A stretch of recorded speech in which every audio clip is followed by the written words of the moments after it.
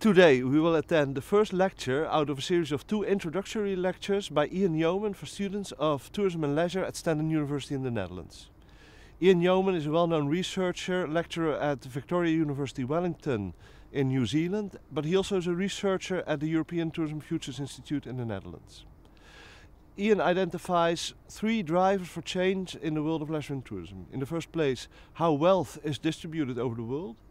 In the second place, availability of resources as oil, food and water. And in the third place, technology. This first lecture will focus on technology. And technology in the sense that technology is changing the way we have our experiences. And he will explain that today with the example of the Glastonbury Music Festival.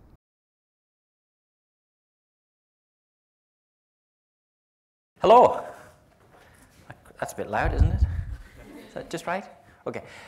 Today I'm going to be talking about the future of music festivals. And the purpose of the presentation is to demonstrate what the future could be. So we very much explore the paradigms of technology and play and how they interrelate with each other. Because I can tell you something about audience participation. As soon as you feel bored today and you want to nod off in this presentation, the first thing you'll probably do is get your mobile phone out and play with it.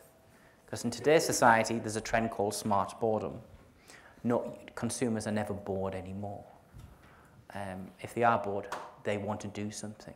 And the first activity that they do is take out their smartphone and do something with it. So a sign of boredom in my lecture is when you get your mobile phone out. Okay? So I'll wait for the first person. Has anybody heard of Glastonbury? Anybody been to Glastonbury? Glastonbury. Which students are doing events management? Anybody doing events management? Glastonbury, the world's largest music festival. Okay?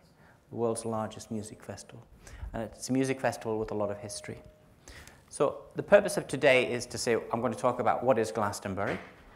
I'm going to talk about, we're on this edge now where how technology is changing experiences. So it's about that interrelationship of play and technology and how it will change experiences now and what are some of the social trends of how we use that technology and also what it means for the future and what's coming. So I've taken the year 2050 as an endpoint to illustrate change. Very much a bit of science fiction and a bit of Star Trek to illustrate what that's all about. So a bit of a journey today, okay?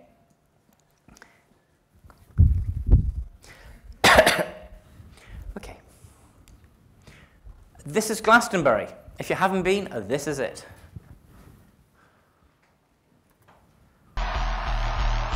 Glastonbury right now, I'm asking you. You want to hear something exclusive, yeah? All right.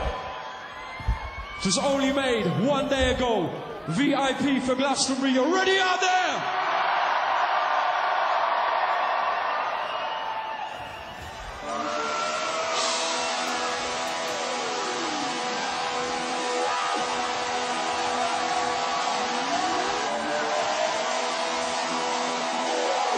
You having a good time, yeah?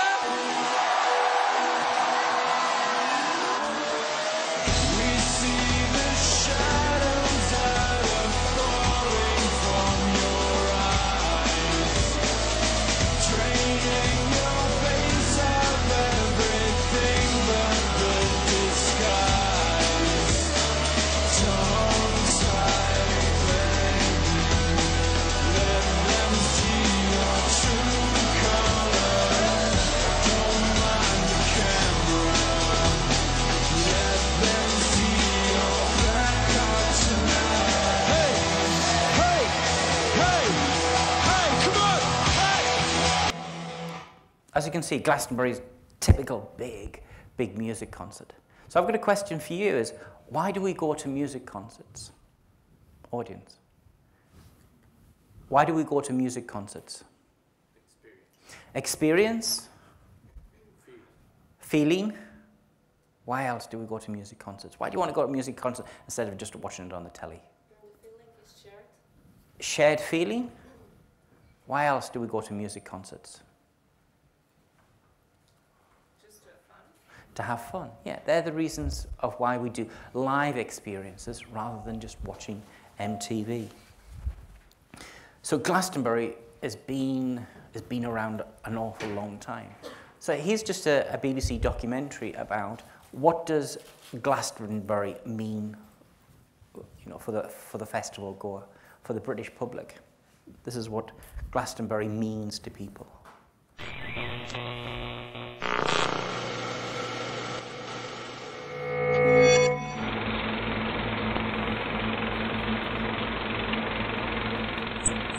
This is the Cool Mecca. This is the place to be.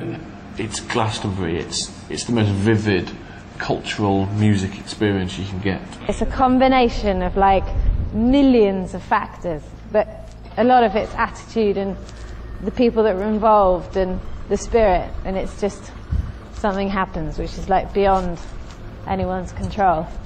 You've got the largest single greenfield performing arts festival in Europe, and bands will always want to play it. The live moment is the most valuable, magical thing. You know, it's like nothing can touch it. I think people are looking forward to this year's Glastonbury probably more than any other year. This could be the best Glastonbury yet. Being there in the crowd, in the actual moment, in real time, with real flesh around you, is like unlike anything else. It's Glastonbury. Everyone wants to be part of it.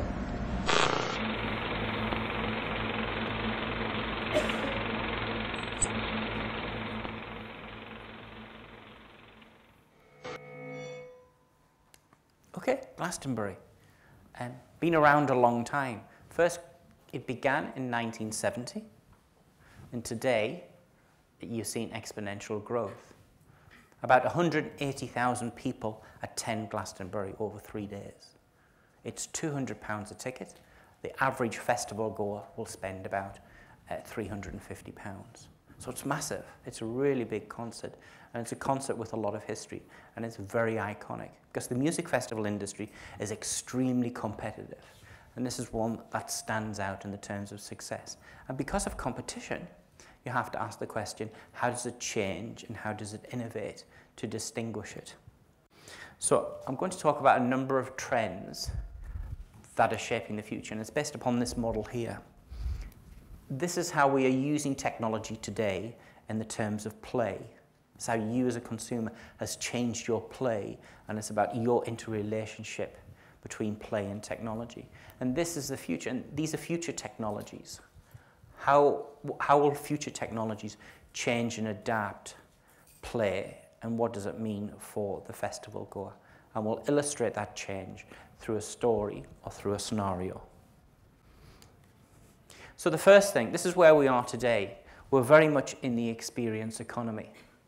And the reasons that you suggested before about a live experience, something that's there and a feeling's very much at the centre of why we do tourism. We go on holiday because it's about something real, it's something important, it's something to experiences. So today we live in very much in an environment of the experience economy. But how does that change? How does that adapt? And how does that move on? And what does it mean for music festivals? Well, one of the things we've gone from is from the experience economy to the inspiration economy. And what we mean by that is we're very much taking the outdoor experience and we're putting it indoors. You know, imagine what a TV was. I was going to say 40 years ago, but there's very few people in the audience that would be able to answer that question. Okay, imagine you probably have an old telly somewhere in your house. Anybody remember what black and white TV was? Those with grey hair. But it's very much, it's different. So if you look at gaming culture, and if you look, it's very much, you can experience an outdoor experience very much indoors today. You're trying to build, you know, big experiences indoor with big TVs and games and 3D sound and things just to enhance what you do. You can play tennis. Who's got a Wii? Do you play tennis indoors? Yes. So, okay, that's what I'm trying to do. You're doing lots to bring outdoor experiences indoors. You're trying to make your home a complete entertainment system. You're trying to make your home an experience economy itself. You're trying to show off your values and where you are very much indoors. And there's a very big focus on taking the experience economy and bringing it in indoors in the terms of doing things. So we've transformed how we play and how we connect. And this has changed, this has been one of the big revolutions. We've very much been able to take that experience economy indoors because of the digital revolution. Where was it? I haven't brought it with me. Mobile phones, smartphones have absolutely transformed what you do and how you play. The smartphone is part of your life. The number one thing, there was an MTV survey in 2010 and asked the question, what do people take on holiday and what do they pack in their suitcase? 86% of consumers take their mobile phone on holiday. Everybody does that. 72% of people under the age of 72% of people under the age of 25 check their mobile phone whilst on holiday for work emails.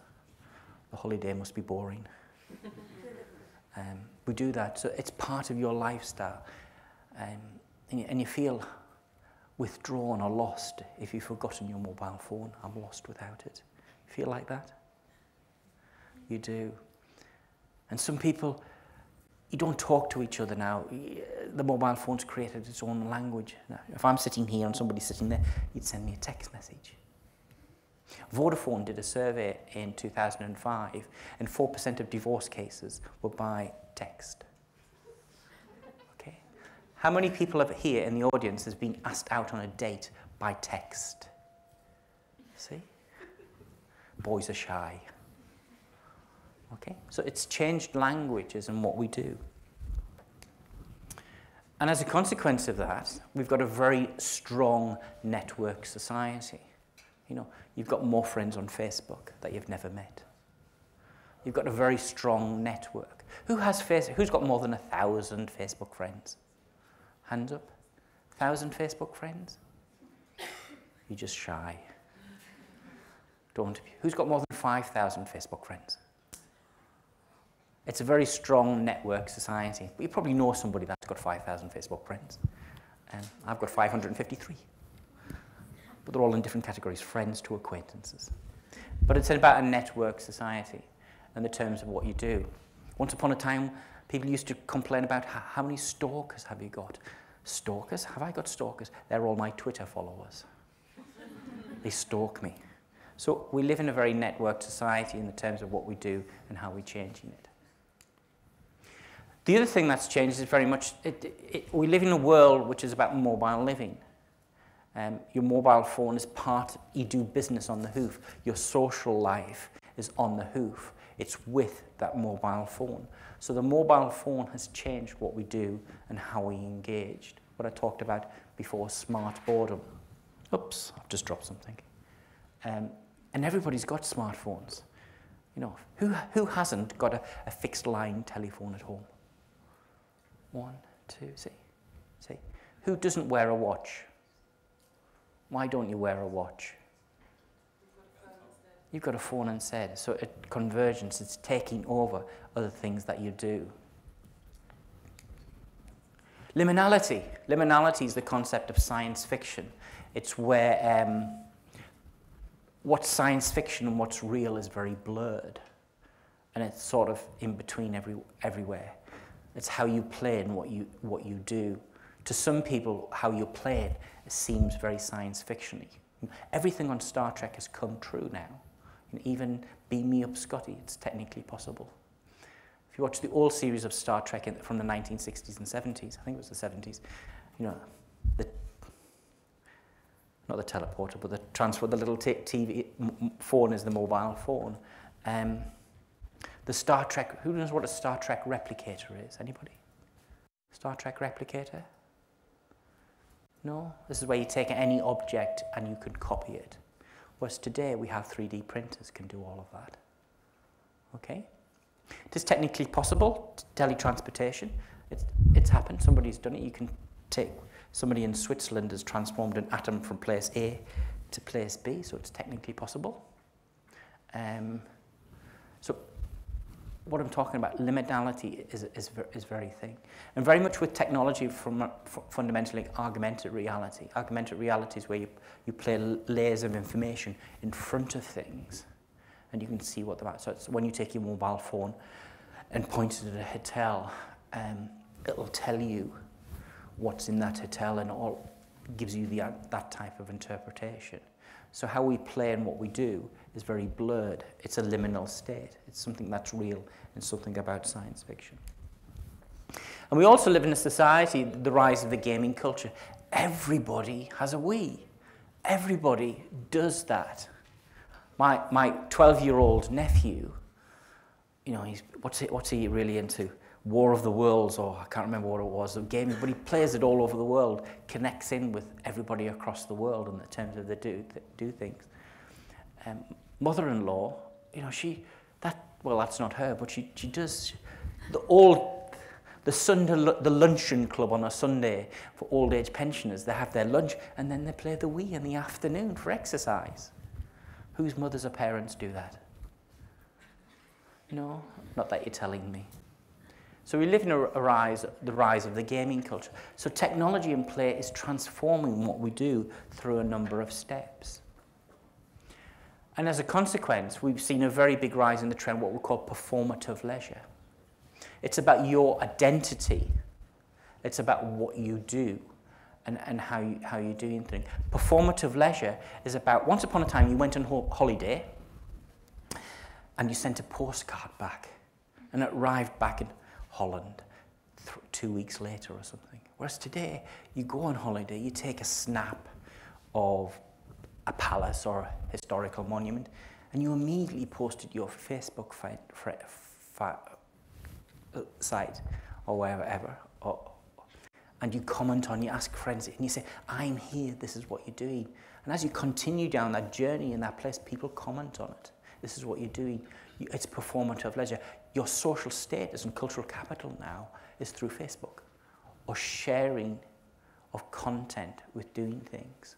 I still send postcards, but I still do this. So you do that and you capture it. It's change, what we call performative leisure. It's all about your identity and sharing information and the places that you've been and what you're doing. And today we live in a society also that's extremely immediate. It's immediacy culture. We don't measure things in seconds anymore. We measure things in nanoseconds. And I can remember dial-up. You probably don't, do you? Dial-up. Fast broadband, slow broadband, impatience. If it doesn't work, like yesterday, I was trying to check in with KLM through my mobile phone, and it just wouldn't let me do it. Go to the main website. Oh, just so frustrated. You're doing stuff on the hoof. You're doing things very mobile. So we live in a culture which it's about a culture of immediacy. And for the hospitality and tourism industry, that's extremely important. For example, 40% of bed and breakfast establishments in Scotland, they've got web presence. But if you want to make a booking with them, send me an email and I'll get back to you in 2 or 3 days. Today, if you don't do that, you lose business. So today's society, it's about mobile platforms, and it's about a mobile culture, and it's about having that presence that's very immediate, because if you don't, you lose the business. So those are a range of steps to identify how technology is transforming how we are playing, how we are gaming, and what we're doing in society, and how it's different. Now, I want to look at the future to look at a series of technologies which will transform play and imagine what it's going to be like. So this is a scenario about Bridget, who is at Glastonbury Festival in the year 2050. This is her experience. So I'm just going to read it out when I find it. And I've got one too many.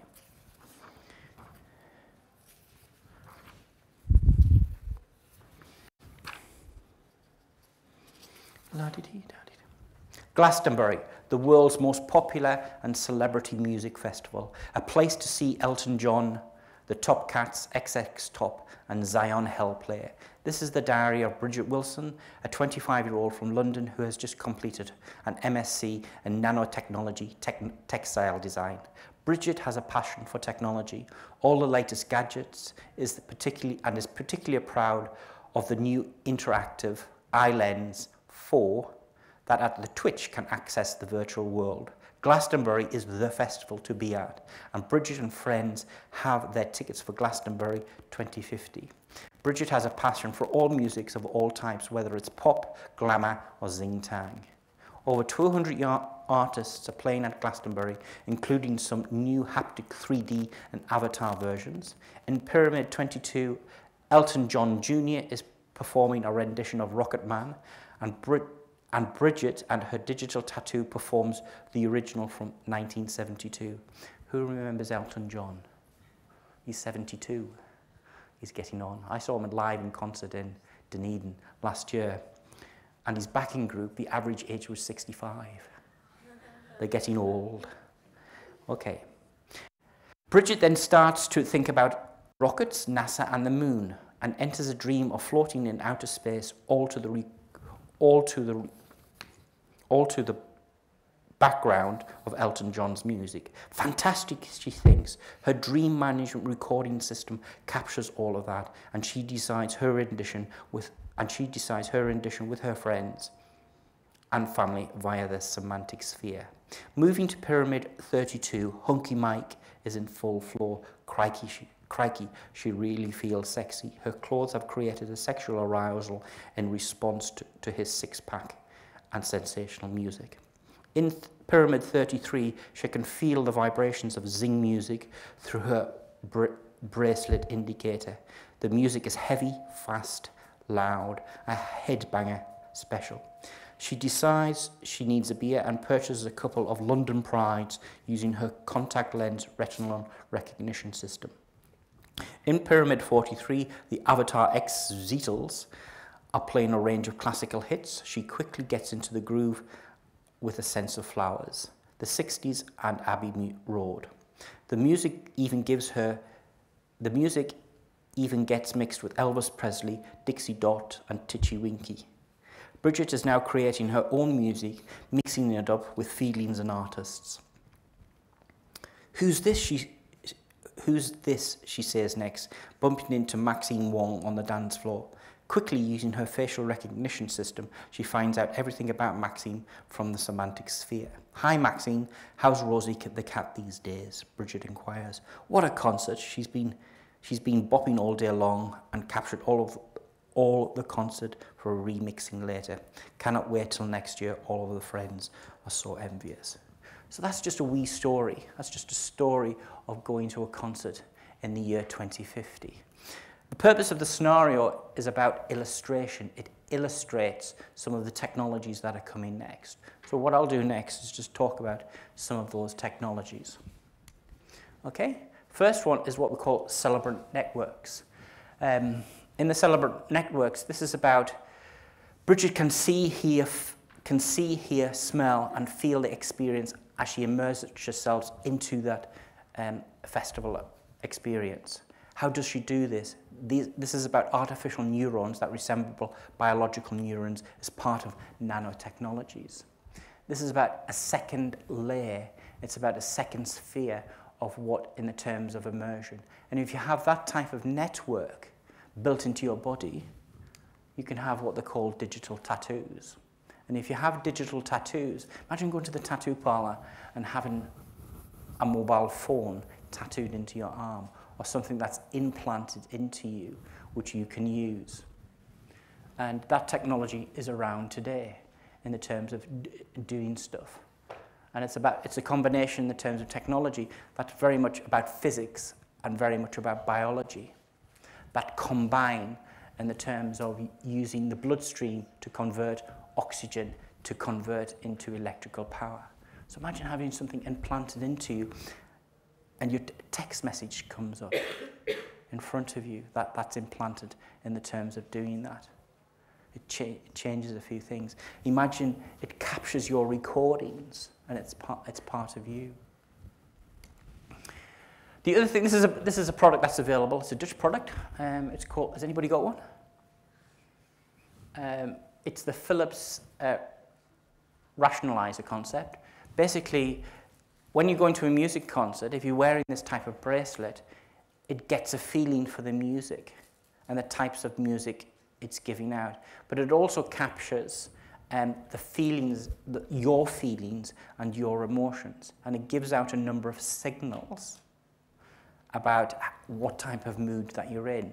So you can share that experience, and people of the same type of mood can be in the same sort of group. So it's a bracelet that mirrors a person's emotional level in the terms of what you want to do. So again, it's an example of technology capture in the terms of doing things. And there's an equivalent that you can put onto your smartphone as well in the terms of an app. And you can share this and do things. So all of those people that are in the, I don't know, all of those people that are spaced out can share their own experiences and being in the same tent. The other thing that's changing is if you talk about that type of bracelet, we can take that bracelet and also capture it onto your clothes. We can censor how you're feeling by putting a range of technology into your clothes that capture how you're feeling and what you're doing. And that technology can also shape how you're feeling, and I'm not going to say through electric shocks, but can change how you're feeling and what you're doing in the terms of that. So there's a lot of technology that's out there that acts as a second skin that can shape your feelings and emotions, but also send out signals to other people in the terms of sharing emotions. Semantic web, don't have to say that. With the development of the semantic web, that becomes the platform in the terms of technology which can be used to share. And that's extremely important, to share things. So you can have lots of micro blogs, lots of micro postcasts. You can shape and do your own thing in the terms of that technology. And very much what we live in today's society, which is about curated content, which is about taking music and overlaying. And it's about taking music and adapting something. It's about, we live in a society which is about individualism, and it's about your identity. So it's taking technology and shaping it and sharing it your own way, whether you synthesize it or do something else with it. So curated content. You can take music, you can take pictures, integrate them, and shape them your way to create something with other people. And the other technology is about virtual experiences. 2 years ago, Elvis Presley, by the way, is not dead. He appeared last year in concert. And it's that type of technology which shapes this.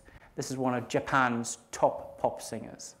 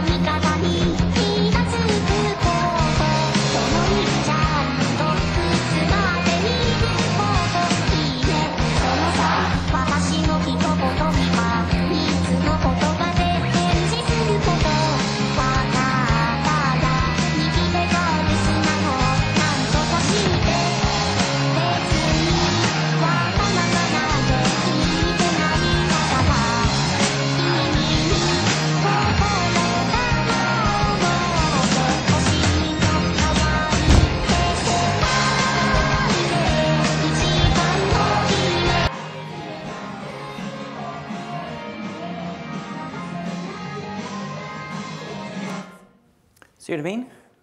Technology is available there. So we can recreate things in the terms of other things. Other technology that's coming through is mind control, the ability to read somebody's mind. Do you believe me? Well, we have technology that there's gaming technology at the moment where you use your thought patterns to move objects on the TV screen. There's a number of companies in Holland and Australia that are piloting that technology. And it comes from medical research. In medical research, we already have people that are paraplegic that can move wheelchairs. We can wire them up like that, and their thought patterns, their neurons, can move objects, can move wheelchairs, can move things. So we can recognize patterns. And there's research, what we call precognitive speech, where we can monitor somebody's thought patterns, which is a recognition of what they're going to say in the terms of how it's going. So we can monitor that, and we can do that. I have a girlfriend. I'm just using this technology to try and predict what she's thinking of where we're going. But it's in the science literature. And the other thing is, we talked about that virtual experience, but we'll overlay that with a series of technologies and haptic technologies. We can have feel, we can sense, we can do things. It becomes very virtual. And that's what that haptic technology is the basis for the Wii, for example. It's all about creating a sense, a three-dimensional space, a physical location. And if you look at the next generation of mobile phones within 10 years, they'll have this technology. You'll have somebody that'll pop up in front of you and little genie out of the bottle, and you'll be able to talk to it and that type of thing. So it's already happening. You know, 3D TVs without glasses are there. 4D TVs are out in 2017. And everything that I can put onto a series of glasses. I talked about Google Glasses last week in the lecture. You can actually put onto a contact lens. Very much projects out of University of Washington and Microsoft about everything put on a mobile phone goes onto contact lens, goes onto glasses. Everything put onto glasses can go onto a contact lens. So it's about facial recognition systems. I know everything about you before I've met you. Just imagine going on a date. You're sitting there in front of the table, and you know everything about that person before they've said anything to you, because it's all on Facebook. Okay? So as a consequence to that, it's just raised a number of issues. So I'll just fly through these quickly. Technology's changed play. Very much music festivals and music environments have to embrace technology because the experience has changed. It's not about the experience economy anymore. It changes the experience of how we co-create and what we do. So very much technology means Glastonbury becomes a liminal space. Glastonbury music festivals are about co-creation in the terms of what we do and how we share things. So this technology changes the social capital and the cultural capital of what music festivals are in the terms of activity, in the terms of design, and how we create things, and the intimacy of what it's all about. It changes performance. It redefines, for example, as what's authenticity. Imagine going to see Elvis Presley in the year 2040. You can do that. You can recreate everybody of what you are and how you do it. And money in music festivals is in iconic bands. Mick Jagger, comeback tour was a couple of weeks ago. He's 65, 70. He's old enough to be a granddad.